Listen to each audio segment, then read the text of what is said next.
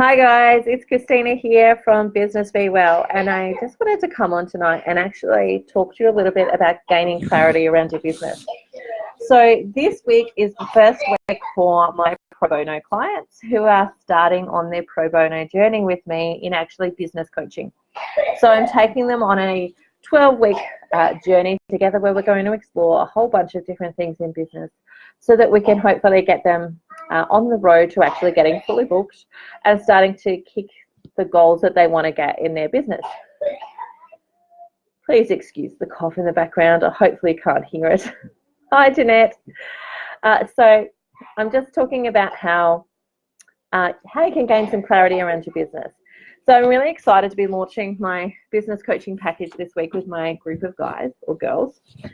And the first week that we're working, it's really going to be about gaining clarity, because once you actually know what you want, you can work to achieve it. Whereas quite often I'll see businesses where they're just floundering in many ways, where they don't actually have any specific goals that they want to achieve other than I'd maybe like to make this much money and I'd maybe like to work this many hours, but they haven't actually nailed it down.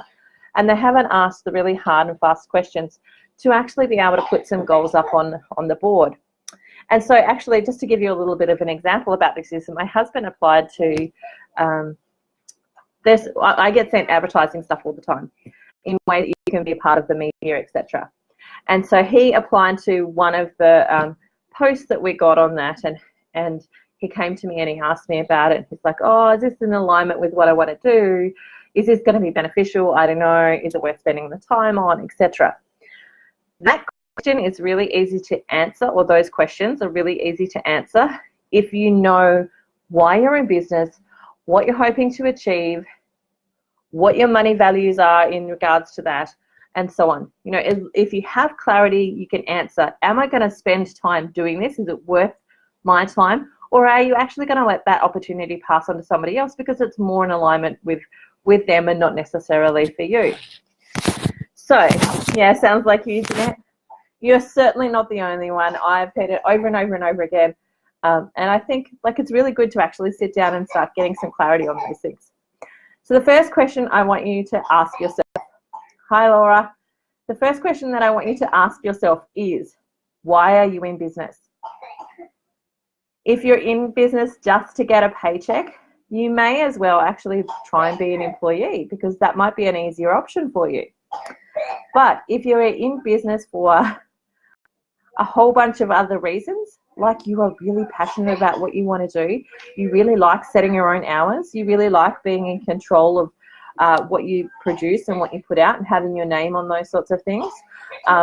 If you have a mission that you actually want to help 100 women restore their hormonal balances, if you have, some sort of other mission in the sense that you have a retreat that you want to fill with women who are like-minded so that you can passionately together support each other in growing and enabling each other in life, etc. You know, that's just to give you a very brief example. Like for me, one of my passions is actually, and one of the reasons I'm in business, is to help as many people as I can to be free of the restrictions of illness.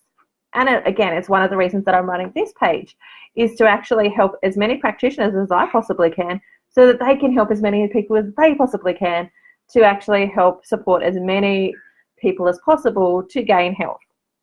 So ask yourself that question. Hi, Jackie. Ask yourself that question. Why are you in business? Is there a mission that you're trying to achieve? Is there some other underlying thing that you actually want to achieve within your business?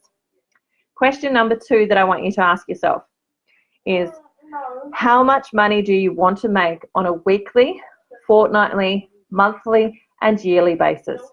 Really spend the time sitting down and answering that question. How much is it going to cost you to run the lifestyle that you want to maintain or obtain? What are the serious numbers with that?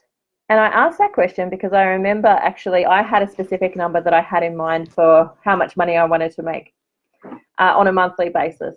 And I actually didn't realize that I was already making that much money until I sat down and looked at my books and went, oh my goodness, actually I'm making that amount of money already. I do need to do some cutting because I'm spending a bit more of that than I would actually like. But until I actually knew how much I was making and how much I wanted to make, it was a little bit hard to make the decisions about whether I was achieving the goals that I wanted to achieve or how far I was getting along those achieving goals, because I didn't have any framework to work within. So sit down, ask yourself those money questions. How much do you want to make on a fortnightly, weekly, monthly, yearly basis? And put that number up somewhere where you can see it. Whether it be on the back of the toilet door and you look at it every day, or on a wall, or in a book that you open every day. Ah, yes, you don't even have a bookkeeping system. I totally get you. Like for the first year, I think I had like, you know, a little book that I actually just wrote all my figures in.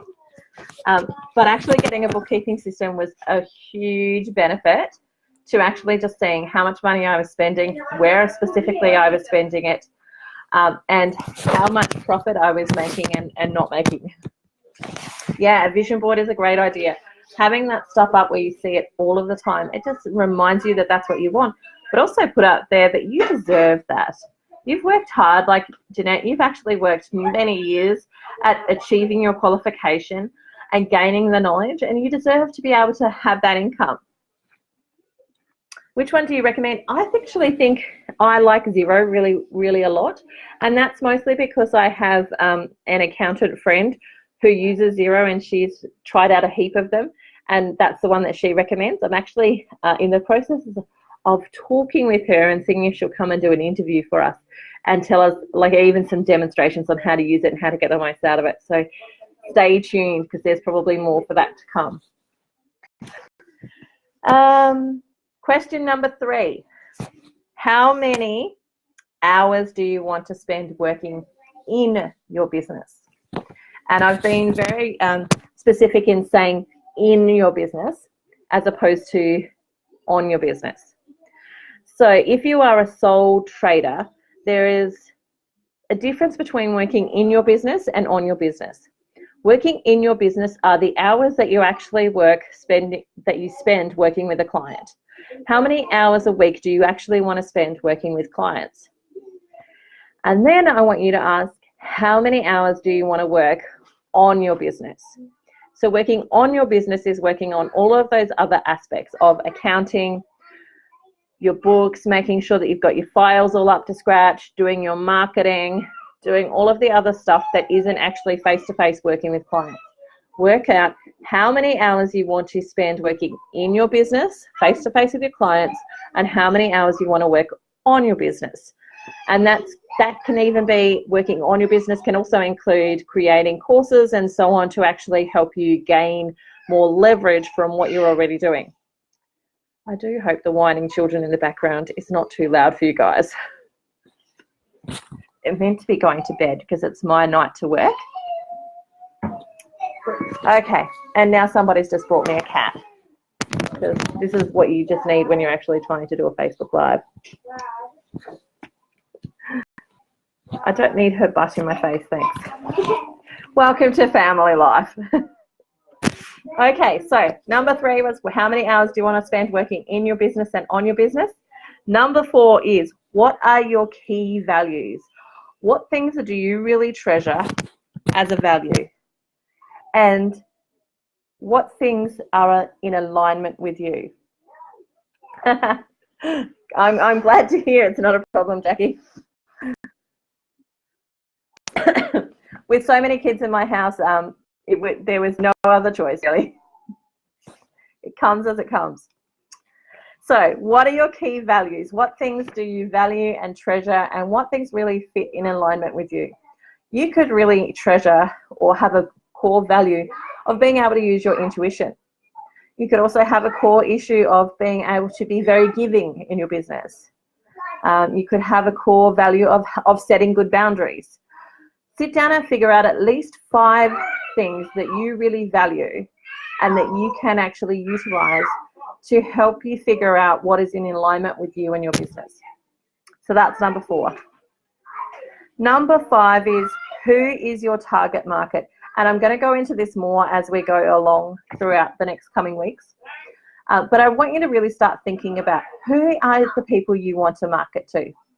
And if you struggle with this, think about who your favorite client is. If you're already working and you've had a client or two or 20 or so, who is your favorite client? Which one would you actually almost pay to come and see because you enjoy it that much?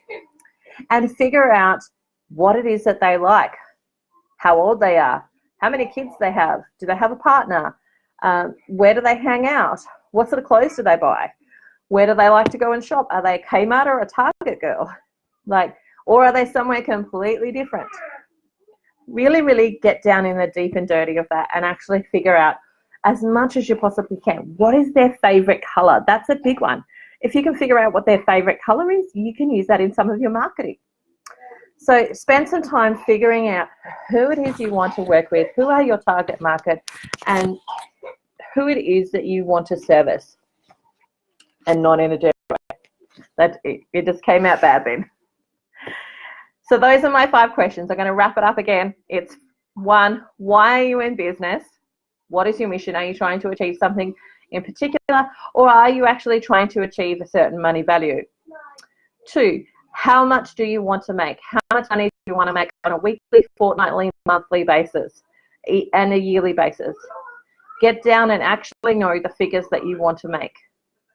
And I want to encourage you, if you want to go an extra step, try and work out how much tax you'll need to add on top of that to be able to make the actual income that you want to make.